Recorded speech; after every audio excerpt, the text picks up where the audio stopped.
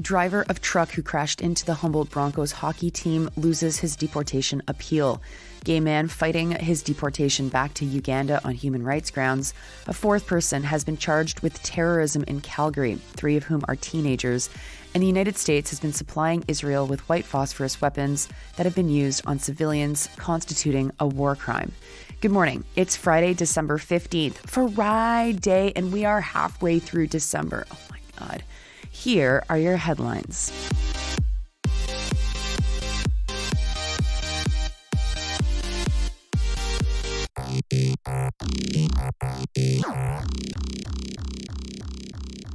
It's a nearly all Alberta Daily News episode this week.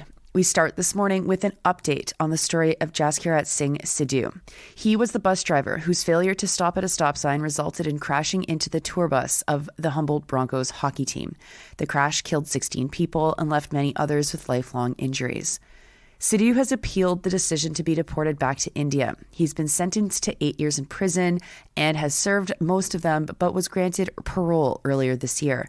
Canada Border Services Agency, a group that is racist to the core of why it exists, sought a deportation order for Sidhu so that he'd be sent back to India, basically saying his jail time and parole isn't enough to account for his crime.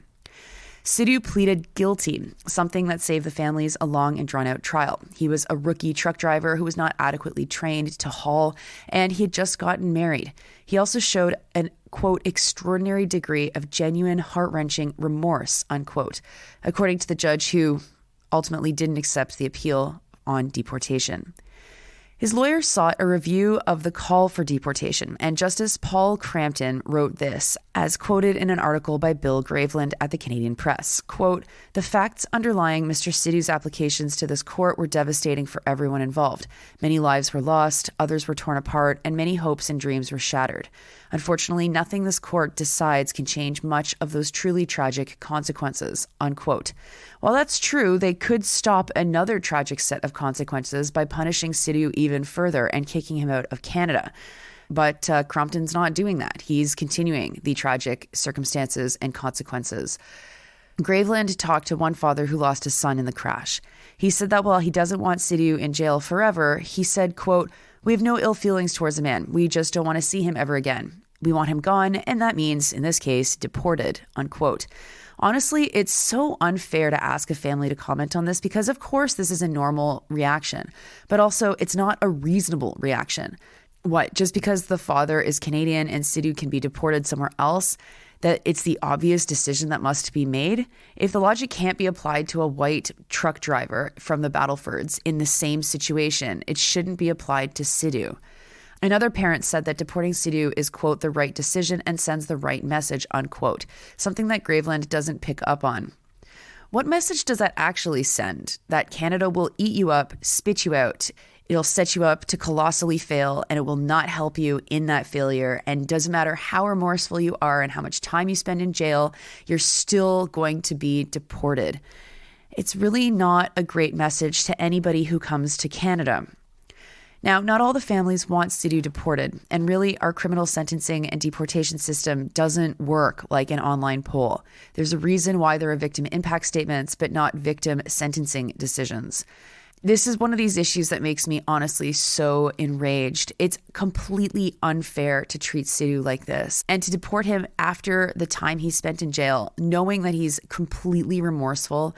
It doesn't do anything. It's just crass revenge. And frankly, it's racist because, as I said, if you couldn't do this to a white truck driver, but you can do it to someone who is born somewhere else and came to Canada because he wanted to come to Canada for a different life, it's racist.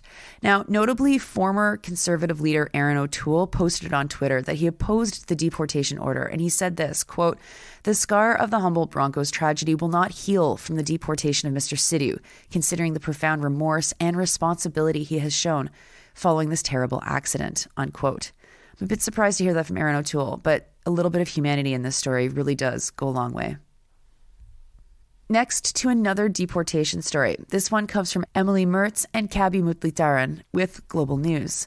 A nurse in Edmonton is facing a deportation order after applications and appeals for refugee status have been denied. He came to Canada as an international student and then claimed refugee status. The man, who Mertz and Mutlitaran call Sue to protect his identity, has been in Edmonton since 2018. He's gay and he's from Uganda, where same-sex sexual acts have been outlawed. If you're caught committing quote-unquote aggravated homosexuality, you can face the death penalty. Sue and his lawyer say that the plea has been denied because, quote, they couldn't verify his sexual orientation, unquote. To prove that he is gay, they shared Sue's experiences in Uganda, showed proof of his engagement in queer life in Edmonton, and offered a sworn affidavit from a well-known queer activist. Oh, man, Canada is an extremely unserious country. Sue told Global News on Thursday, quote, I have nowhere to go. I'm stranded, and even the place I thought that would comfort me is forcing me out, unquote. His lawyer, Michael Battista, said this about the fact that Canada is deporting queer people to one of the harshest locations for queer people to live in the world. Quote, I'm not sure why Canada hasn't put a moratorium in place for the deportations of LGBTQ Ugandans, but given the deterioration of the human rights situation in that country, it would be, I think, a very good policy move on the part of the government of Canada, unquote.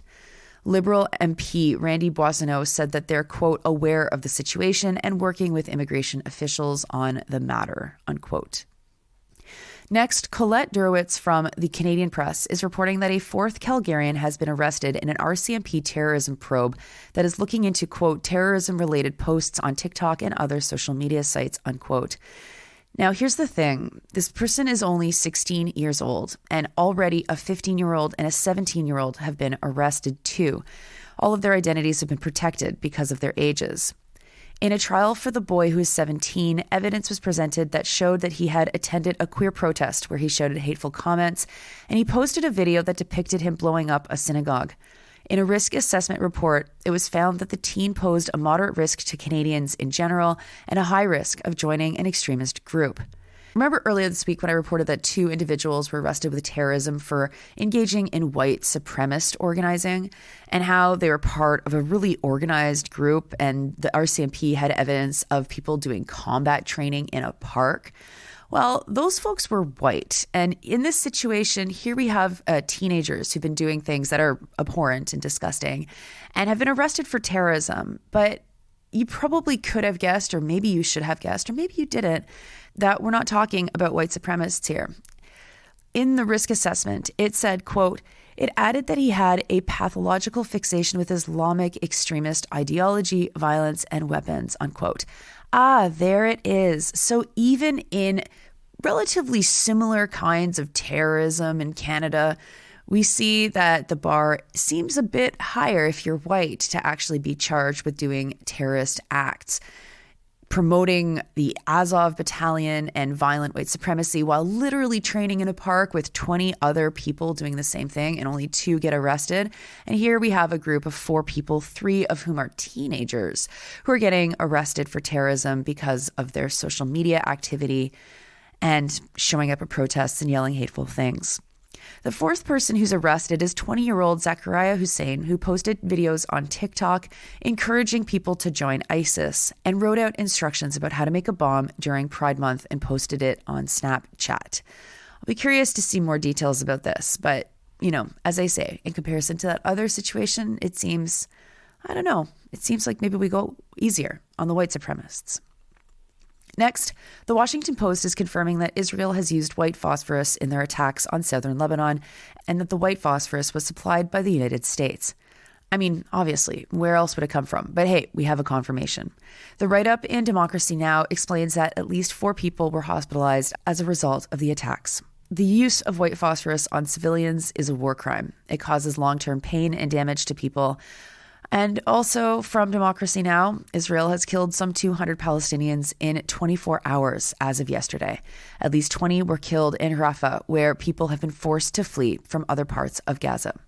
The cramped conditions, combined with heavy rains, no food, no clean water, and no medicine, has resulted in widespread gastrointestinal illness and flu. The World Food Program says that 97% of households in North Gaza, that is, of the folks who still live there, have no food. In the south, that number is 87%. Israel, not content to simply destroy Gaza and southern Lebanon, has also been attacking the West Bank. They raided Jenin, killing at least 11 Palestinians, and arrested the leaders of the Freedom Theater, a group that fights for justice and self-determination. Ahmed Tobasi and Mustafa Sheta were kidnapped by Israeli troops. Those are your headlines for Friday, December 15th. I'm Nora. You're listening to this podcast at sandynora.com, on the Real News Network podcast feed, and anywhere you get your podcasts. I hope you have a good Friday. I'm not sure if you saw me post online yesterday, the news, but Sandy Nora, we're the number 3 podcast in Canada after Peter Mansbridge's podcast, which I got questions, and Paul Wells. Thanks for that, folks. If that's with the American podcasts taken out, we're number 10 if you include the American podcasts. Feels pretty good to know that you're all listening. Thank you for sharing it with your friends, and don't stop spreading the good word. I hope you have a great weekend, and I'll talk to you on the other side.